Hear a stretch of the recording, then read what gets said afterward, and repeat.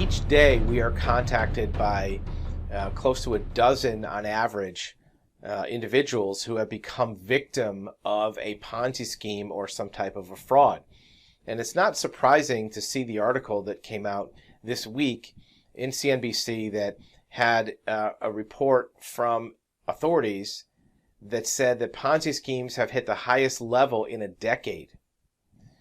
The law enforcement agencies that were tapped into cite a few examples of why this might be happening. It could be the financial climate where there's increase in the stock market. It could be people looking for higher returns.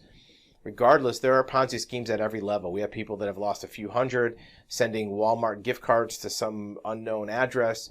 We have people that have sent several $1,000s in cashier's checks. We have investors that have lost millions of dollars in scam real estate deals or investment deals that were marketed as unlicensed securities. That being said, any investor at any level can very easily prevent becoming the victim of a Ponzi by using two simple steps. Doesn't matter if somebody wants you to send them $30 or $30,000. The first step is determining what is the underlying value that this is going for. So is it a real estate deal? Is it a investment in a business?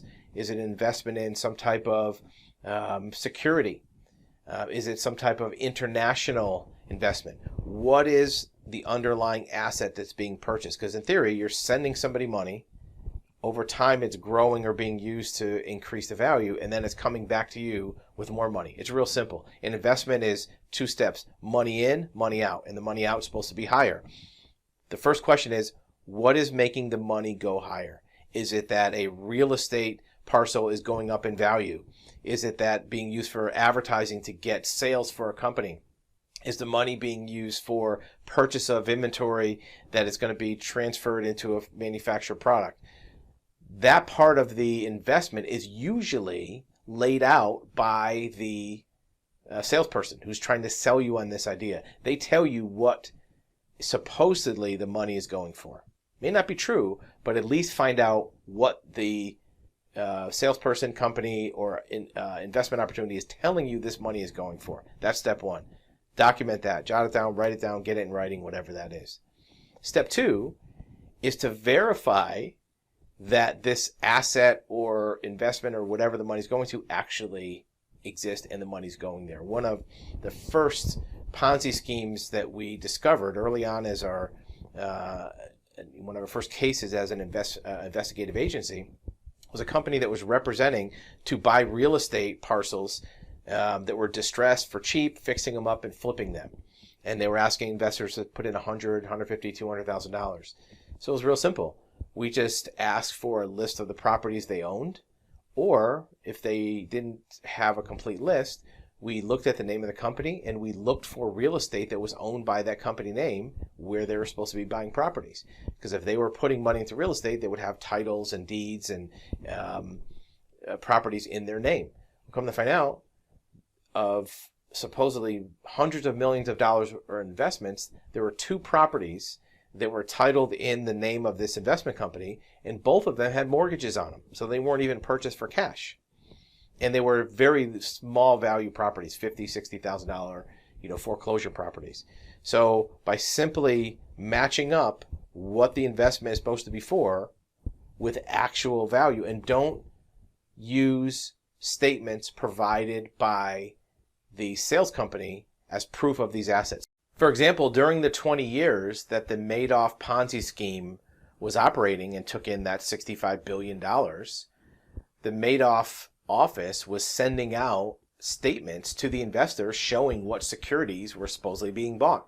These were blue chip, IBM, Coca-Cola type securities that were supposedly being bought and sold by the Madoff fund that contained the investors' money. Well, a very simple verification that the funds were owned by the Madoff organization would have very clearly shown it to be a scam, 10 years before it came out. So any type of investment can be matched up. Is the money going in actually being converted to the asset? Is somebody buying cars to flip at an auction? Is somebody buying commodities, corn from a farmer to resell at a grain market. Verifying that those exist, and don't take the statements from your salesperson or the investment company. Verify them through a third party. Verify them through a title search on real estate, through real estate, or through DMV records for vehicles. Verify it through observation of products if it requires that. If you can't match up the actual ownership of the asset to the money coming in, then you don't need to put the money in, right? And the biggest way to make money as an investor is to not have a loss. If you're getting 7, 8, even 10% return on your money, one loss of 100% of your money wipes out 10 years of investment. So by preventing losses, and you may miss an occasional deal that was legitimate if you have that filter of verifying the assets. So step one, finding out what the money's supposed to be going into. Is it a business? Is it real estate? Is it commodities? And then verifying that's actually owned by the fund or company. All of the other things about background check on the principals of the company, verifying licenses, verifying, do they have a bank account, do they have a letter of credit, verifying any kind of, professional licenses or insurance. None of that matters. Bernie Madoff had all kind of licenses. Scott Rothstein in Florida, $2 billion scam. He was an attorney. Licenses, bank accounts, letters of credit, references don't matter. The only thing that matters is, does the money match the asset? And that can be done very simply. You can do it yourself as an investor. An investigating agency can do that for you. But if you can match up the money to factual assets, you won't be sucked into a Ponzi scheme. If you can't verify ownership of the assets, or if the assets are to be purchased with your money, if you arrange to have your money in a third-party escrow until that asset can be verified, it's another way of being safe. Again, get good legal advice with any investment.